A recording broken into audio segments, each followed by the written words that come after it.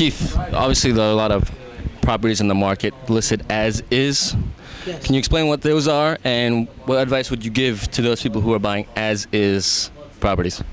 Well, as-is properties is basically exactly what they're saying. It's as-is. Typically, an as-is property might be a bargain. It also might not be a bargain. I can give you an actual example with my sister. My sister bought an as-is property in Bourne, Mass. last year. We knew that it had several issues. What we didn't know is that it had more than what we thought we knew. For instance, we were informed that there were a couple of joists in the basement that needed to be replaced, but there weren't a couple. Every single one of them needed to be replaced. The house needed to be jacked up. It cost a ton of money. That being said, it was still a bargain. She had to put out more money than she thought she had to put out, but it's an as-is house, and typically at an as-is house, maybe you should have an uncle that's a contractor or something come with you to see if they can take a look at it, because as is, they're not going to have you do a home inspection. Typically.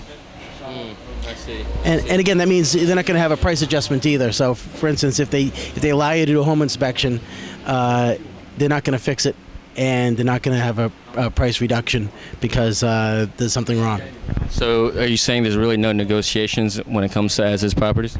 Basically, the negotiations are at the front end, and there's nothing at the back end. Typically, that's the way I like it anyway.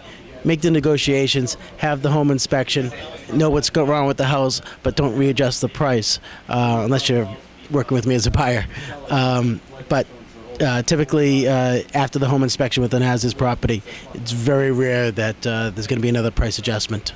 Got it. Okay. Thanks a lot, Keith. You're welcome.